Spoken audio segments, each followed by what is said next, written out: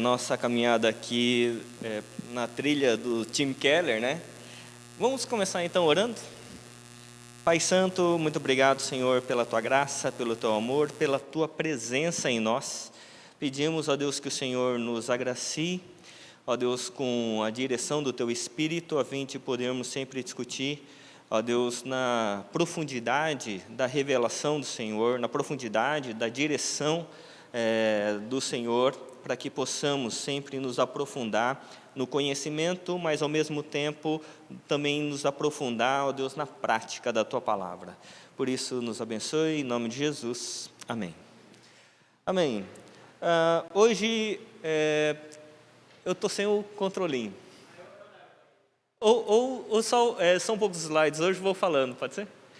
Então, hoje a gente dividiu o nosso trajeto aqui no livro Igreja Centrada, sempre um encontro falando da parte teórica e um segundo encontro falando da parte prática, né?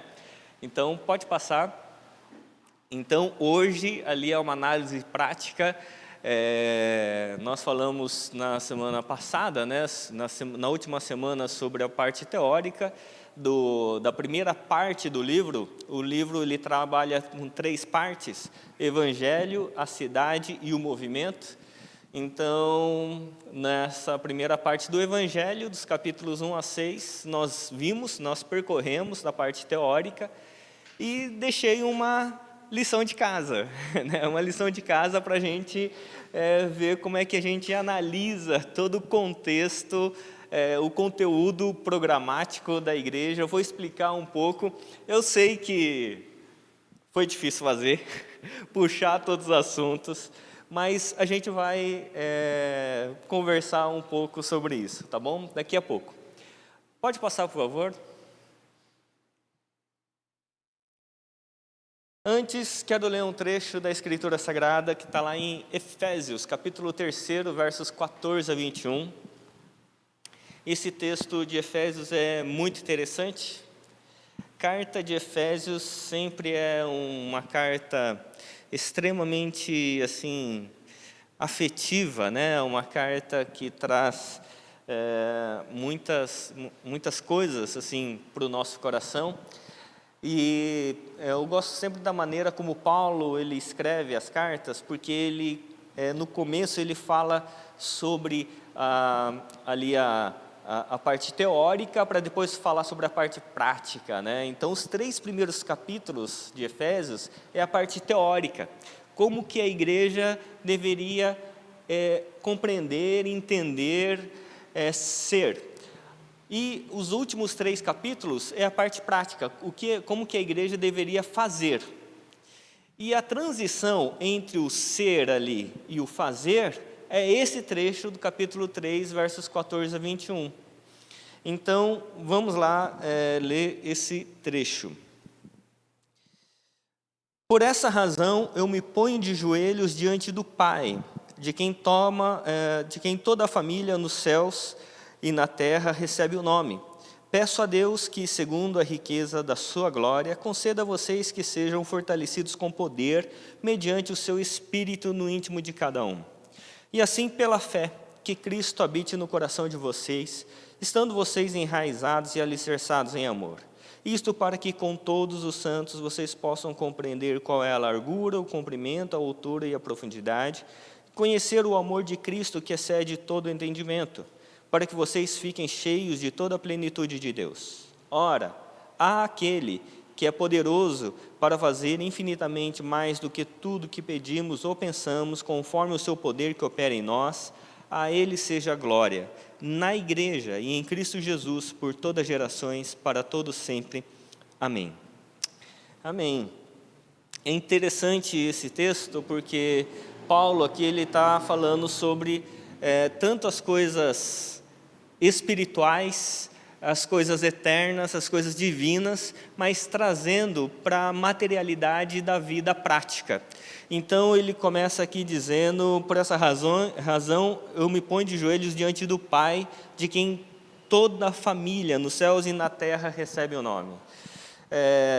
Nosso nome não está escrito somente no livro do hall de membros da Igreja Vida Nova, mas está escrito diante do Senhor.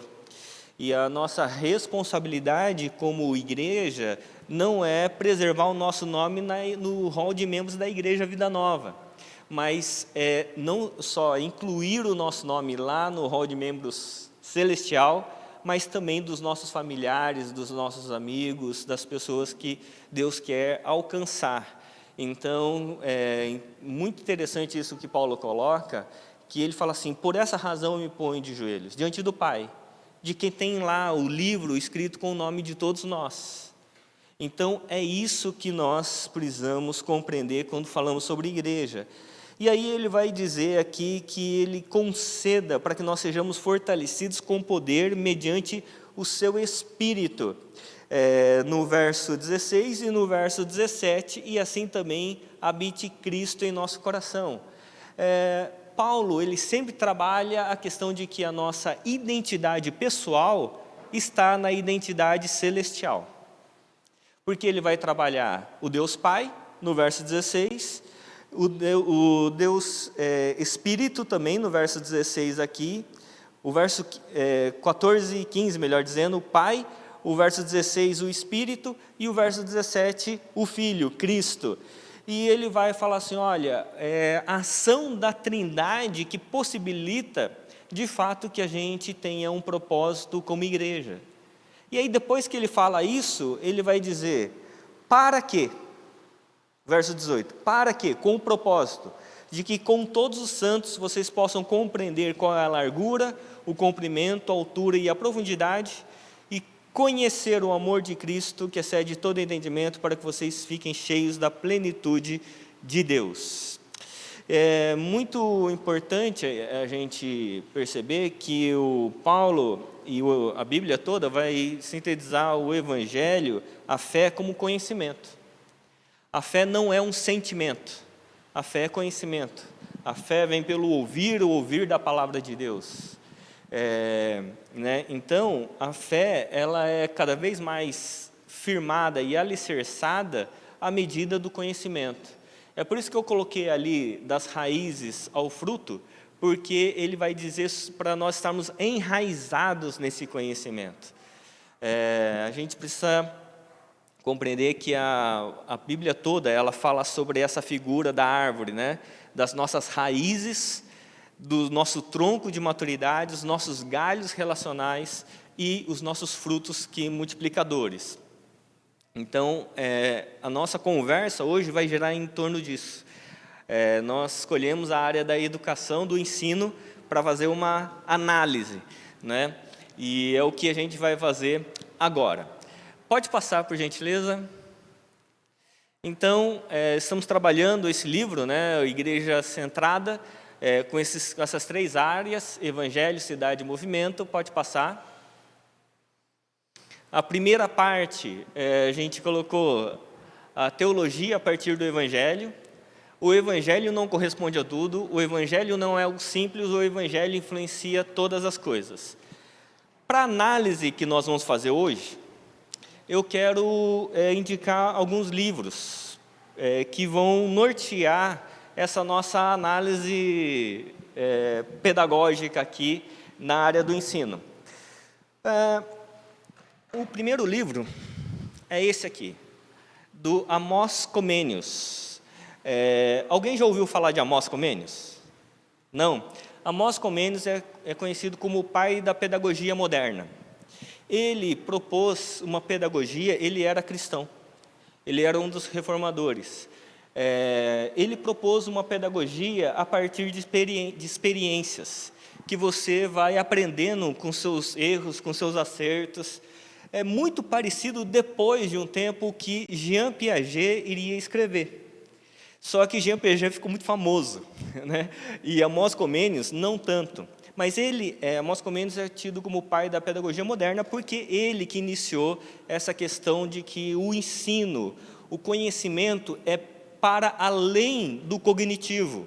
É na medida da sua ação, que você materializa isso, e do seu relacionamento, que esse conhecimento ele vai sendo adensado no coração. Então, o conhecimento ele tem que ser teórico, mas redundar numa prática.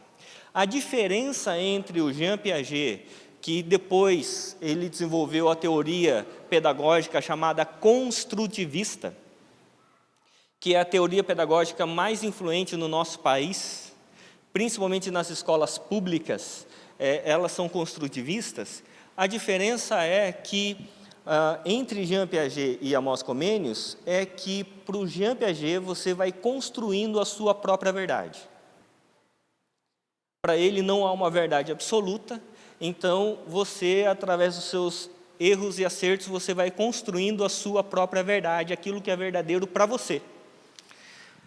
Para Amos Comenius, não. Amos Comenius ele vai dizer que nós vamos construindo o nosso conhecimento a partir de uma verdade, que é a verdade de Deus. Faz diferença isso? Total, né? Então, esse aqui é muito bom e a gente vai usar bastante coisa sobre ele.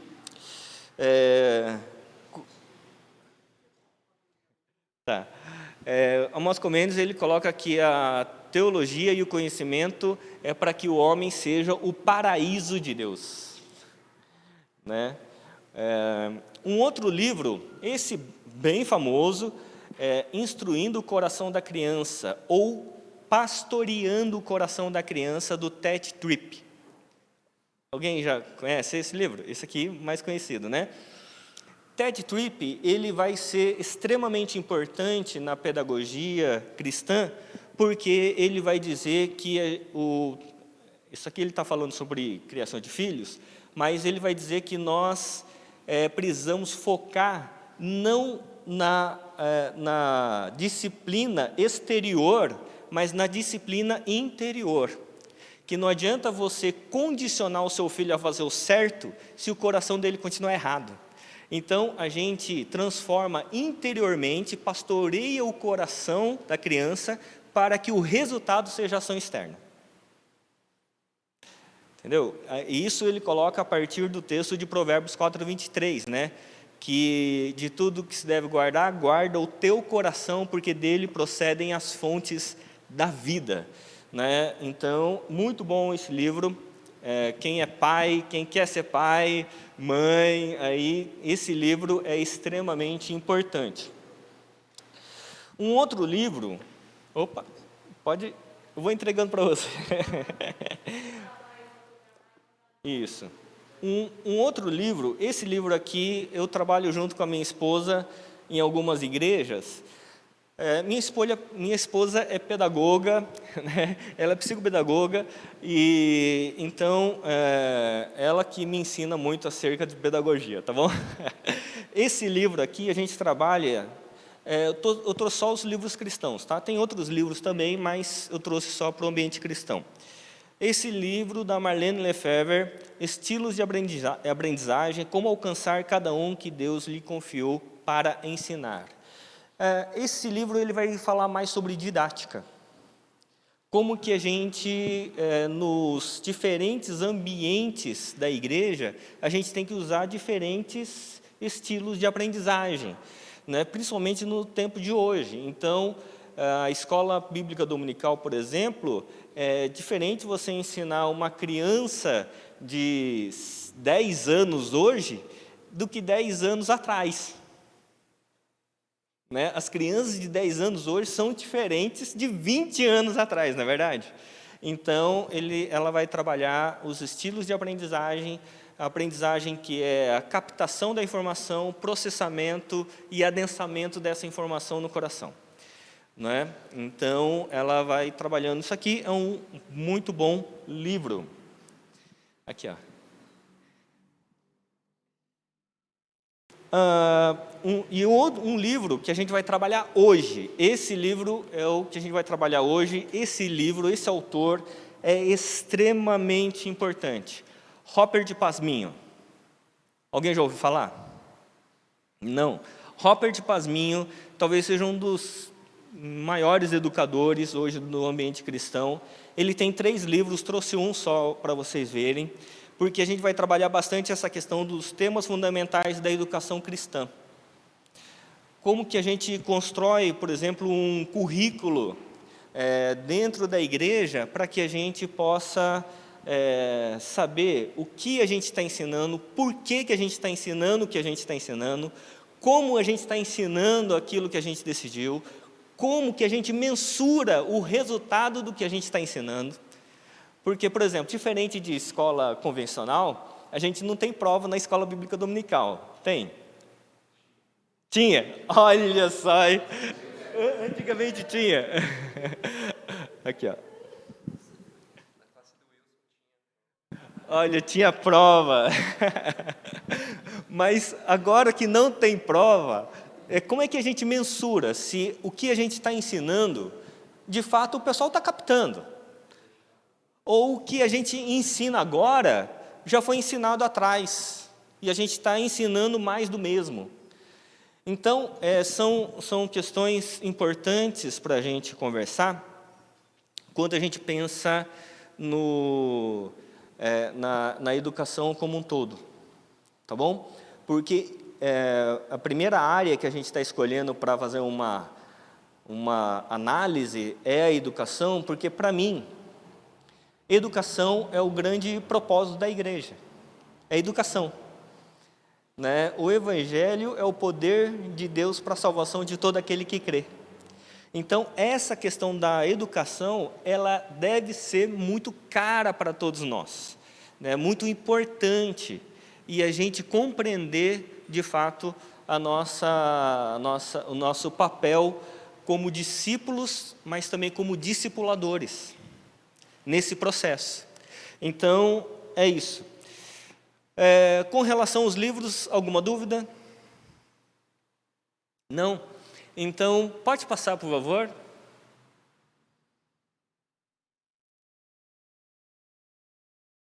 Isso, então só recapitulando um pouco, aqui o que nós conversamos na última semana, esse slide do que eu coloquei aí, né, do livro do Tim Keller, ele é estrutural. Aquilo que eu coloquei que precisa estar na nossa mente, né? Que toda a Bíblia ela tem 4 capítulos da realidade, 4 áreas: criação, queda, redenção e consumação, né? De onde nós viemos, por que as coisas deram errado, o que restaurará as coisas e como posso ser restaurado, né? Então, essas 4 áreas ali, se você olhar para a Bíblia toda e ler de Gênesis a Apocalipse, vai estar isso, né? A criação perfeita de Deus, o Éden, o Gênesis 1 e 2, a queda, Gênesis 3, Gênesis 4 já começa o primeiro assassinato e a primeira briga entre irmãos, né? Por isso que irmãos brigam, né? Desde lá do Éden, né? Capítulo 4 até Apocalipse 20, vai estar esse processo de redenção em Cristo Jesus, e Apocalipse 21 e 22, a consumação, o novo Éden. Pode passar. Já que o Evangelho ele engloba tudo isso, né, os 4 capítulos, então o coração é o nosso campo de batalha. O coração é o campo de batalha onde, de fato, nós precisamos compreender que precisamos ensinar, né? Por isso o coração é o âmago da nossa personalidade, o trono dos nossos compromissos fundamentais, o centro de controle da pessoa toda. O que está no coração determina o que pensamos, fazemos e sentimos. Então, tudo que a pessoa vai fazer é resultado do coração dela. Pode passar. E uma outra coisa que foi abordado é as 3 maneiras de responder a Deus, né? Religião, irreligião ou evangelho. Não é só porque a pessoa está dentro da religião que ela, de fato, tem uma vida correta com Deus. Não é porque ela... obrigado. Está na igreja que ela vai ser correta. Porque ela pode estar na igreja e ser legalista. Então, o Evangelho ele é diferente só do aspecto religioso. E também não é porque a pessoa está fora da religião que ela está totalmente errada. Então, é o Evangelho que vai determinar isso.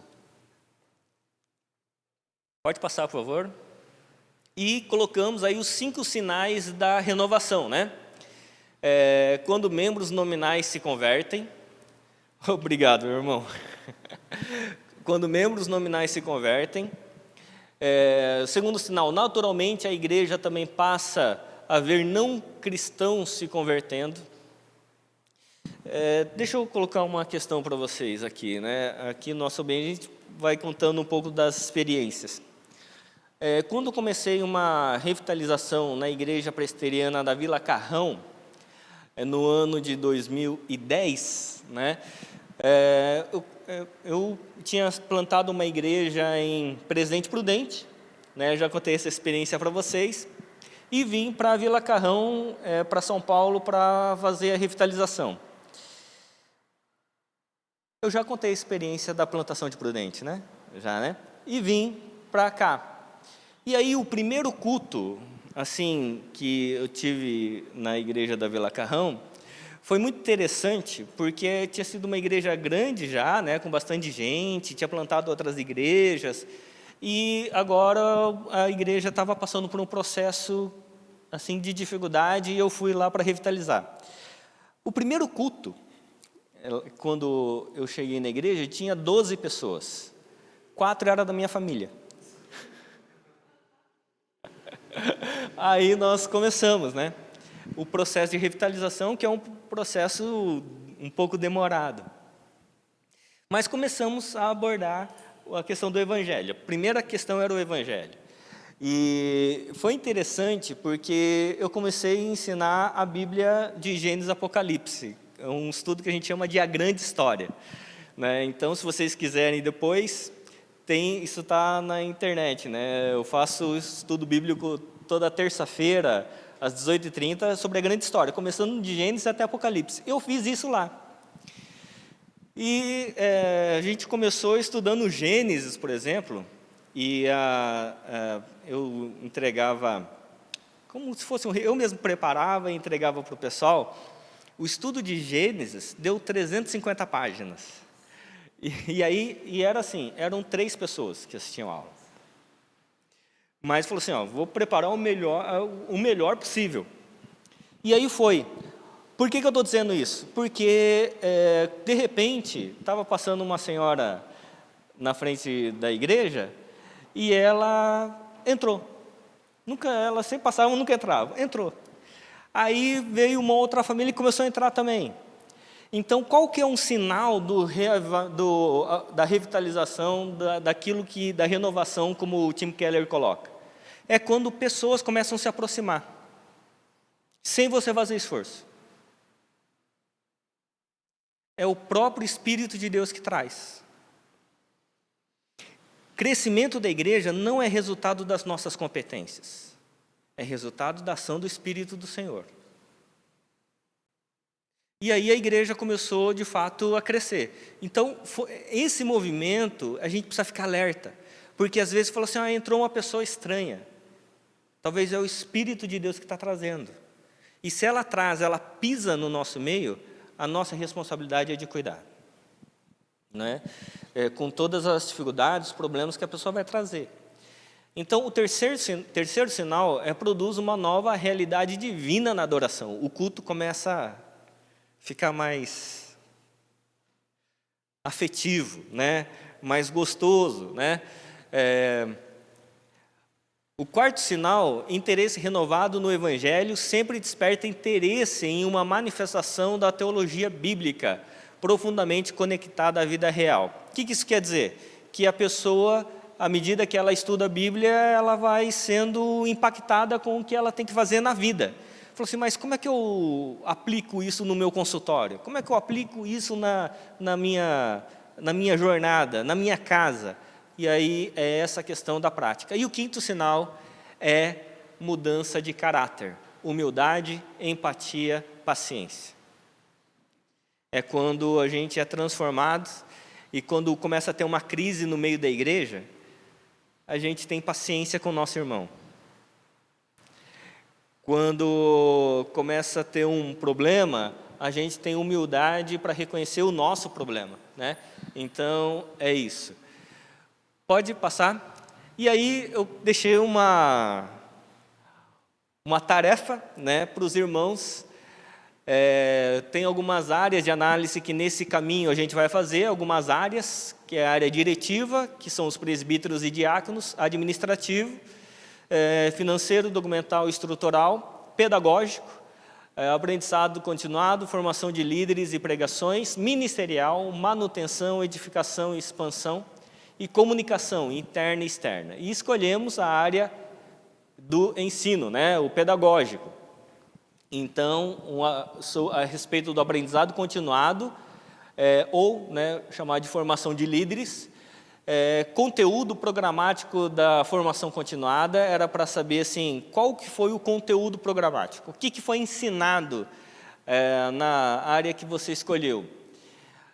Análise formativa de maturidade e serviço, isso formou maturidade, e nessa maturidade as pessoas passaram a servir, começaram a colocar em prática, né? E sinais da renovação de uma comunidade missional, que são aqueles 5 sinais.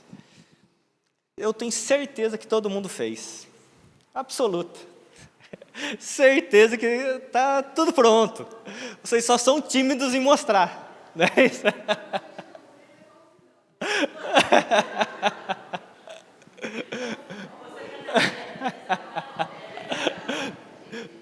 Tenho certeza.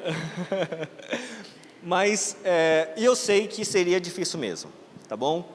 E eu sei que seria difícil fazer, até mesmo porque, normalmente nas igrejas, nós não temos embora seja a nossa grande área o ensino, nós não temos o hábito de construir conteúdos programáticos. De saber como construir no nosso conhecimento. Então, pode passar, por favor. Aqui é de forma bem simples, o que é o início de um saber teológico. Então, a gente tem que dividir em áreas: bíblico, teológico, filosófico, histórico, prático e missional.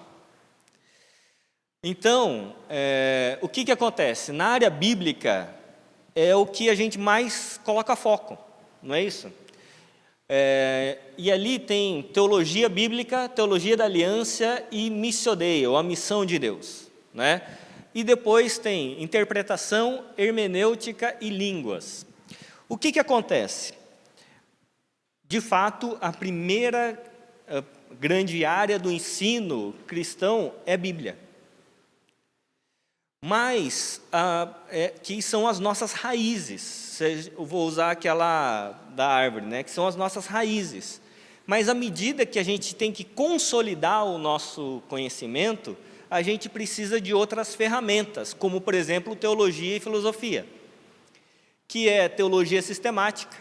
Coloquei enciclopédia lá, enciclopédia assim, justificação, santificação, adoção de filhos, são temas que você precisa construir, tá certo? Ou cosmovisão cristã, né? Qual é a nossa cosmovisão? A nossa cosmovisão é o nosso óculos, pela qual nós enxergamos, a nossa visão de mundo. Então, quais são os pressupostos para a nossa construção do saber? Por exemplo, a gente tem que ter 3 pressupostos básicos para qualquer discussão teológica. Quais são os 3 pressupostos básicos? Primeiro, Deus existe. Se você conversar com alguém que Deus não existe, acabou a conversa. É o pressuposto básico para a gente começar a dialogar. Deus existe. Segundo, Deus se revela. Esse Deus que existe, ele se revelou de 2 maneiras. Pela revelação especial, que é a Bíblia, e pela revelação geral, que é a natureza. Então, por exemplo, quando a gente vai conversar com um cientista, a gente conversa a partir das ciências naturais. É possível conversar sobre as ciências naturais acerca de Deus? É possível, porque o pressuposto ele está ali. O terceiro pressuposto é que nós podemos conhecer a Deus. Deus se revelou a nós, mas nós podemos conhecê-lo. Então, esses 3 pressupostos básicos formam a nossa cosmovisão. E aí, daí vamos ter outras questões, né? Histórico. A gente precisa conhecer nossa história. A história do pensamento cristão e a história da igreja cristã, que são diferentes. São questões diferentes. Então, por exemplo, quando a gente fala história do pensamento cristão, nós somos aqui como igreja presbiteriana, no que tange ao pensamento cristão, nós somos calvinistas. É o pensamento calvinista. O que é o pensamento calvinista? É uma pergunta. É o pensamento que Deus é soberano sobre tudo e sobre todos, que a Escritura Sagrada rege cada área da nossa existência. Simples assim. Deus é soberano e a Escritura é o nosso guia. Difícil? Simples. Mas com implicações sérias, né? Com relação à igreja presbiteriana, entendendo a história da nossa igreja, o nosso sistema de governo, a gente tem 3 formas de sistema de governo. O congregacional, que toda congregação decide qualquer assunto. O representativo, onde é eleito presbíteros para cuidar da espiritualidade e diáconos para cuidar da administração. Ou episcopal, onde é colocado um bispo que manda em toda a congregação. Dos 3, qual nós somos? Representativo, né? Que a igreja elege os presbíteros. Os presbíteros regentes e os presbíteros docentes. Quem são os presbíteros regentes? Os presbíteros. E os presbíteros docentes? Os pastores. Então, à medida que a gente vai compreendendo a nossa história, a gente vai entendendo o porquê que as coisas se deram dessa maneira, tá bom? Então é importante isso, porque isso seria a consolidação do nosso conhecimento. Isso é importante saber? Super importante. Por exemplo, quando a gente fala sobre liderança colegiada, já ouviram falar disso? No trabalho, está na moda falar sobre liderança colegiada. Isso é uma característica presbiteriana. De que você forma um colegiado para decidir as coisas. Quem é esse colegiado na igreja? Conselho. Calvino, na Reforma de Genebra, ele montou liderança colegiada. Na Reforma de Genebra. Então, tem muita coisa muito interessante. A área prática, e aí que já é para a área dos relacionamentos e dos frutos, né? Que é aconselhamento, discipulado, pregação,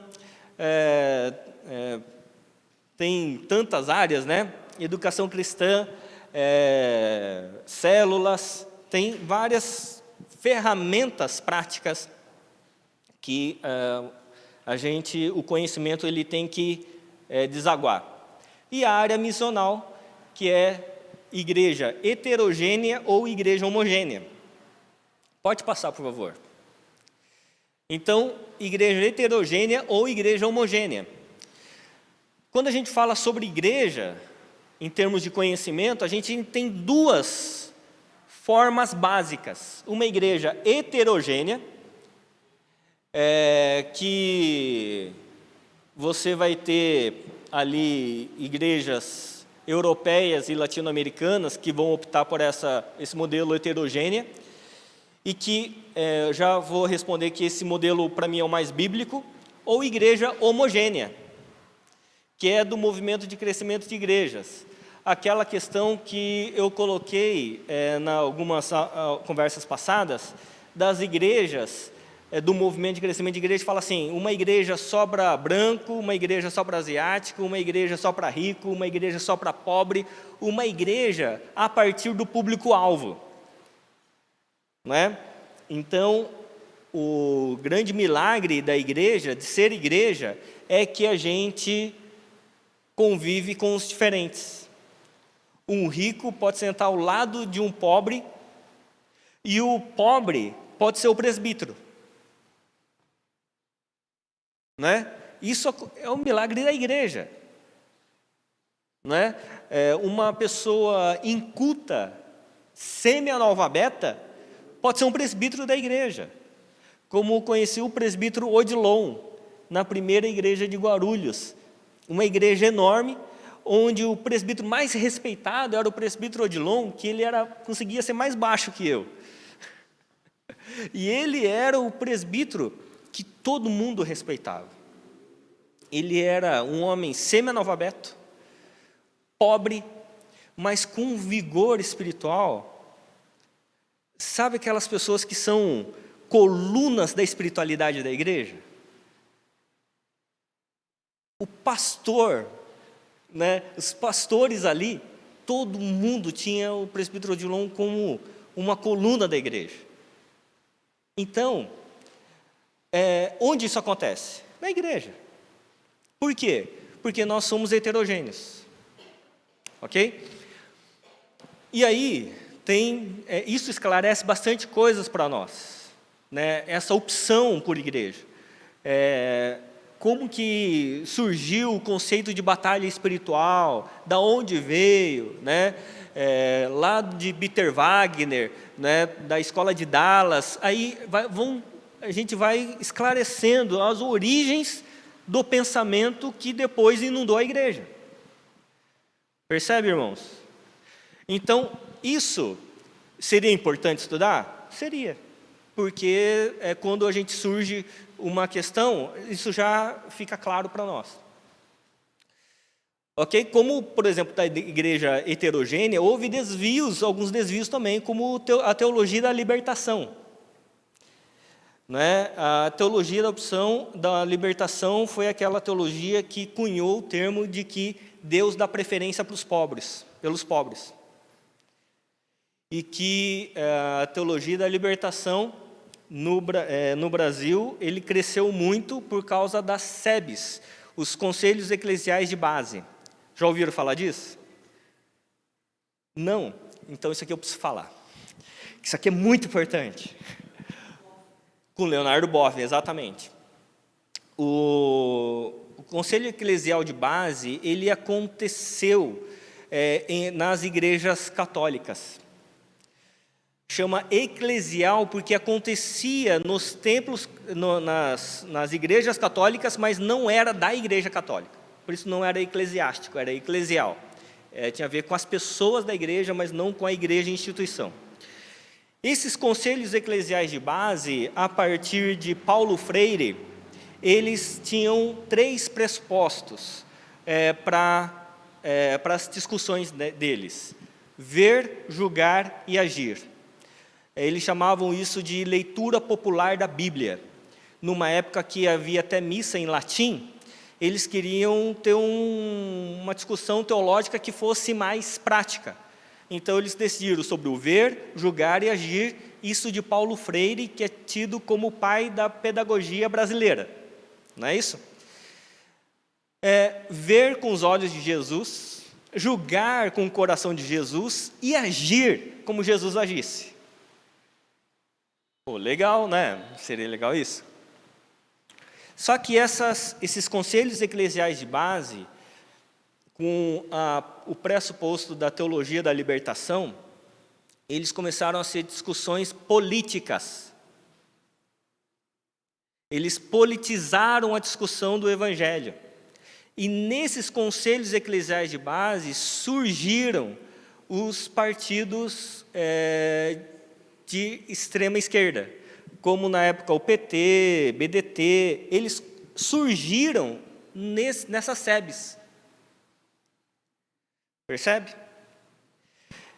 Aí, isso deu origem e força para a teologia da libertação no Brasil, e que é uma teologia social de maior impacto na igreja brasileira. Tá bom? Pois bem, posto isto, só volta no slide anterior, por gentileza. Então, posto isto, aqui está um esqueleto primário, inicial. Teria mais pontos para colocar aqui, para a gente construir um conteúdo programático da escola bíblica dominical ou da igreja. De questões que são as nossas raízes, questões que vai fortalecendo a nossa ética, e os instrumentos ali, os galhos relacionais. Obrigado, Giovanni. Os galhos relacionais e os frutos que seriam multiplicadores. Entendeu? Então, às vezes, o que acontece? A gente ensina sobre as raízes, mas não ensina a como multiplicar nos frutos. Então, essa questão do conteúdo programático, ele é extremamente importante, e é o que o Robert Pasminho, ele traz nessa obra, que eu falei para vocês no início. Que o conhecimento ele tem que ser uma construção completa.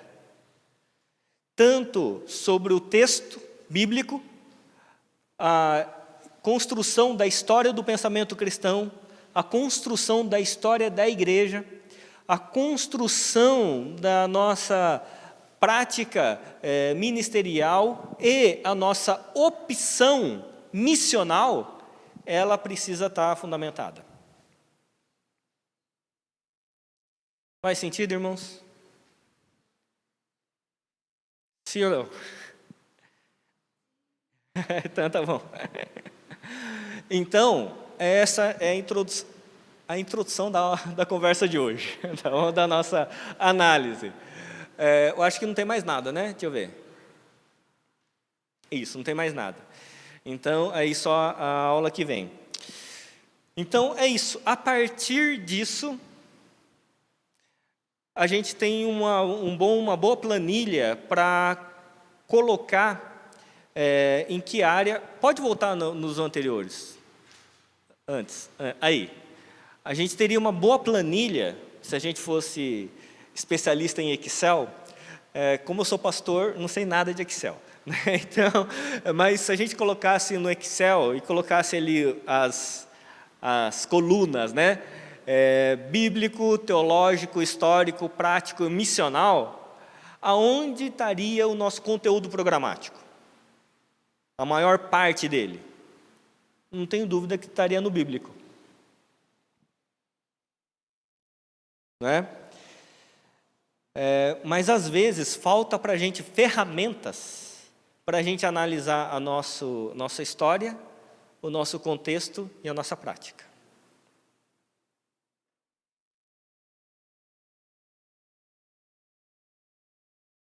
Ok? Pois bem, é isso. Se quiser desligar agora o YouTube, que agora a gente vai fazer uma prática aqui.